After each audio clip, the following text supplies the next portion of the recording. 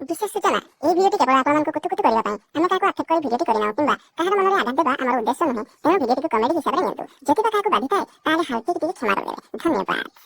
आइला Fatima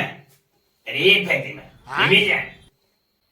Mikey ने को baby जान कहिले के फातिमा कहिले के सीसरे सुनी मेरा डाल दे कण कर से दिन में मटन काटी जी से तो धर्म भाई से तो पिकनिक पड़े छी नवा बच्चे पे तक ऑफर चाली छी कण कर सिकरे वाले ने गडे मारी भाई खासी बांधी के आनी थी घरे बांधी दे के मटन दुकान को बढ़ाए थी से सेड़े जाएगी से मां माइकी ने खासी को गीच करे वो देखिले बजट माइकी ने कण करे बात यही जाएगी अब सादी यही जाएगी कण करे इजी काम इरा अबे इधर आई चले गोड़ी जाऊजी मैं किसी बजे बेरे कोणाला हैं तो कौन है दुकान ने देखा दर्शन नहीं दुकान को मिलेगी बड़ी पाने दुकान तर माहिती नाही कोणाला बोलवा कोण को मोगरी चढी गेली ना हैं केदरा काजी काढी गोटेटा आधा करची गोटेडा आधा काढी पुढे नखटी को काढी लो गोटेडा को आधा काढी किती गडबड असेल ते कोणाला बोललो कामाची आओ कामाची कुठे तिने बँक मॅनेजर रे कोण की हैं इथे कुठे कडे इथे काढी गेली बेटली खासी करते खासी काढते ए कुठे कुठे रुसे गेले प्याजी काढवा चिकडी आणि गेली ते पण खासी काढली મને પ્લેને કાઢ્યો इथे घर पर असे इथे कोच छोटे मोठे रे पैसे दे बिचारा पद्य दोस्तांचाच बोल खाली हां सफळ खाय ते घर पर असे इथे कोच सफळ खाय दस टका दे देऊ न दस मास होय नाही नाही दे येवाने देऊ न क्या दस अरे दे येवाने काली सकाळी मग पैसे हिसाब दो काली मग पडे देई हो जा मरिक बलेला छुरी देखून किती लोक सहज उडाली भाई मटन 5 किलो दो प्लीज मटन 5 केजी काय करबो ମୁଁ ତମକୁ ମାଗିଲି ମଟନ 5 କେଜି ଦବ ମୁଁ କଣ କରିବି କଣ ନାହିଁ ତମର ଏତେ କଥା କଣ କହିବାର हां मटन नबाजी केते टंगे नेबो ମଟନ ତ ଯାହା ଶୁଣିଛି ମୁଁ ଗୋଟେ ରେଟ୍ ମଟନ କେତେ ଟଙ୍କିଆ ନବ ତମେ ଏମିତି କେତେ ଟଙ୍କିଆ ରଖୁଛ କି ଆମର ଶୁଣନ୍ତୁ ଆମର ବହୁତ ଭେରାଇଟି ପ୍ରକାର ଅଛି ଆମର ଦି ଜଣ ଅଛି ହଁ ଏଲେ ଏଲେ ଦର ଟିକେ ପ୍ଲିଜ ଏବେ କଣ କରୁଥିଲ ମଟନ କରୁଥିଲ ନା ହଁ ଆରେ ମୋ ପିଲା ସେ ଗୋଟେ ପିଆଜ କାଟିବା ଚୁରି ଆଣିକି ସେ ମଟନ କାଟି ଆମେ ବହୁତ ଟ୍ୟାଲେଣ୍ଟେଡ ପିଲା ଆମର ଶୁଣନ୍ତୁ ହଁ ମୋର ରହୁଛି ଆମର 200 ଟଙ୍କା ଗୋଟେ ରହୁଛି ହଁ 400 ଟଙ୍କା ଗୋଟେ ରହୁଛି ଆଉ ଗୋଟେ 800 ଟଙ୍କା ଗୋଟେ ରହୁଛି 200 କଣ 400 କଣ ଆଉ 800 କଣ ଆମର ବୁଝିପାରିଲେ ଆମର ରହୁଛି 200 ଟଙ୍କା ଆମର ମାନେ ମାସକର ମଟନକୁ ଆମେ ରଖି ଦଉଛୁ ସେଇଟା ଆମର ମାନେ ପୁକ ହେଇଯାଉଛି ସେ ପୁକ ହେବାଟାକୁ ତାକୁ ଆମେ ପାର୍ସଲ କରିଦଉ ସେଇଟା ହଉଛି 200 400 ଟଙ୍କାରେ ଯୋଉଟା ଆମର 10 ଦିନରେ ବାସି ମଟନକୁ ଆମେ ପାଣି ମାରିକି ତାକୁ ବିକ୍ରି କରିଦଉଛୁ ଆଉ 800 ଟଙ୍କା ଯୋଉଟା ଆମର ଗୋଟେ ପିଓର ଖାସି ମାଂସ ଆଚ୍ଛା ତାହେଲେ ତମେ ଏମିତି ଠକୁଛ ଠକିବାରେ କଣ ଠକିବାରେ କିଛି ନାହିଁ ଆମେ ଯେତିକି ଆମର ବିକ୍ରି ହେଇଯାଉଛି ଗୋଟେ ଗରିବ ଲୋକ ଆସିଲା ସେ କହିବେ ମତେ ମଟନ ମୋର ଇଚ୍ଛା ହଉଛି ମଟନ କେଜି ଦିଅ ସେ ଗରିବ ଲୋକ ସେଇ ତ ଦେଇପାରିବେନି ନା ତାକୁ ଦେଇଦେବେ ଆମେ 200 ଟଙ୍କା ଟିକେ ଦେଇଦେବୁ ନାଇଁ ନାଇଁ ମତେ ଏତେ କିଛି ଦରକାର ନାହିଁ ମତେ ପିଓର ଖାସି ଦରକାର ପିଆର କାଜି ଗୋଟେ ଖାସିକୁ ଆଣିକି ତାକୁ ପୁରା ଚିରିକି ଦେବି ତ ଫାଡ଼ିକି ତାକୁ କାଟିକି ତମ ସାମ୍ନାରେ ଦେବି ନା ଆଉ ପଇସା ନେଲା ବେଳେ ହାଡ ହାଡେ କିନ୍ତୁ ମଟନ ଦେଲା ବେଳେ ଛେଳି ଆଡେ ଛେଳି ଆଡେ ଯିବେ ନେବାର ଯାଇ ନିଅ ନହେଲେ ଘରକୁ ବେଡ଼你别笑 ହଉ ତାହେଲେ ଦିଅ 800 ଟଙ୍କା ଗୋଟେ ଦିଅ ଆବେ ମଟନ ଦରକାର ଥିଲା ମେଡା ଦରକାର ଦେଲେ ଆଜ୍ଞା ନାଇଁ ବାଡି ଶାଢୀ ଗୁଡେ ବିକୁଛି ତ ଶାଢୀ ଦରକାର ଥିବ ମୁଁ ଭାବୁଛି ନାଇଁ ମଟନ ଦରକାର ଅଛି ଶାଢୀ କେମିତି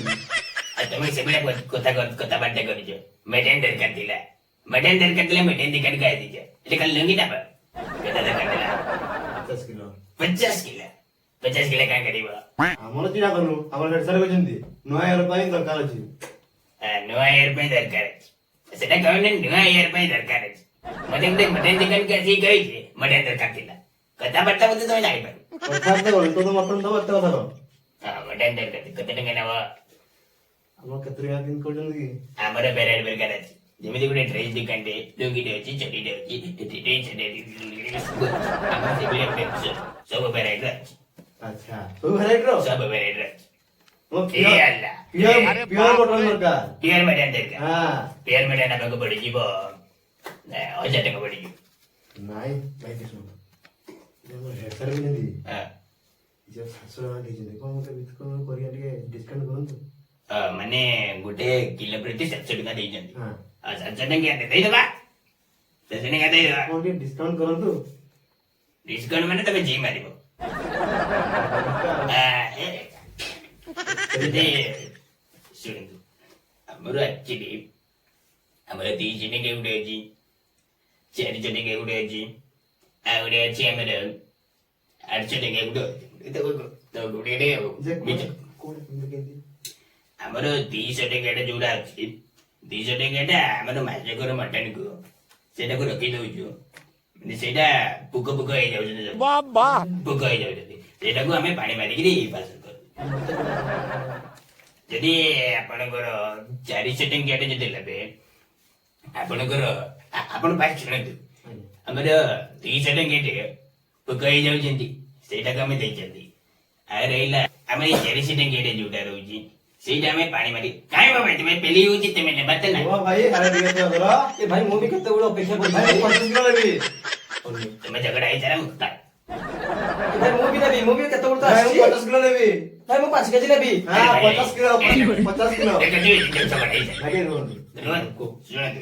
ତମେ ତ ନେବାନି କଚା ଭିତରେ ଆମର କେତେ ଥର କହିବି ତମକୁ ଫେରିବା ନା ଡିସକାଉଣ୍ଟ ଡିସକାଉଣ୍ଟ ଶୁଣନ୍ତୁ ଆମର ଯୋଉ ପୋକ ମଟନ ରହୁଛି ସେଇଠୁ ଆମର ସେଇଟା ଆମେ ବିକି ଦଉଛୁ 600 ଟଙ୍କାରେ। 600 ଟଙ୍କା 600 ଟଙ୍କା ଲୋକ ଦେଖିକି ଆମେ ଆଚ୍ଛା। Business mind